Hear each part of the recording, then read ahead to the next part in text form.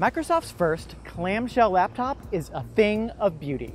The new laptop has a slim, seamless body, a high-resolution touch display, and a cloth interior? If only my laptop was covered in soft fabric, said nobody ever, especially anybody who likes to work while eating Doritos. But that's only one of the head-scratching elements in Microsoft's laptop, a stylish but not entirely essential addition to Microsoft's growing Surface line of computers. I love some of Microsoft's other Surface hardware.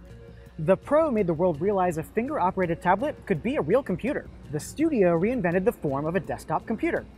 And the Book is a powerhouse laptop that transforms into a tablet. But after using this laptop for a week, I'm still not sure why Microsoft made it. They say it targets students, but with a price starting at $1,000, it's hardly a budget contender. The laptop replicates the slender clamshell form Apple first popularized with the MacBook Air.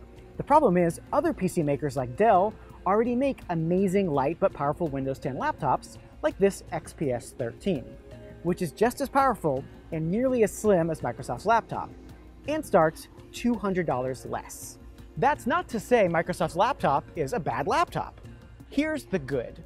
It's fast and the screen is beautiful.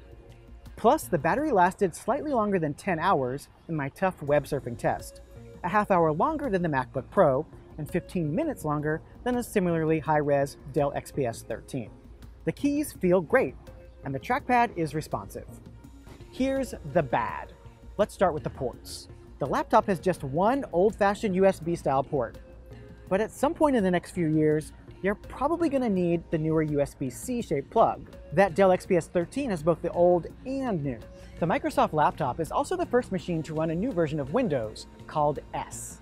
It's designed to make Windows simpler, especially for schools. But that means you can only download apps from the Windows Store, which vets them. Right now, some pretty important apps are missing, like Google's Chrome and Adobe's Photoshop Lightroom. You can upgrade the laptop to regular Windows 10, though Microsoft will charge you $49 if you do it after the end of this year. Now let's talk about that cloth keyboard. Whether or not you think that's a good idea is up to you. Me? I'm not so sure. Made of a synthetic fabric called Alcantara, Microsoft says it's stain resistant. But isn't any cloth where your fingers go just asking for trouble?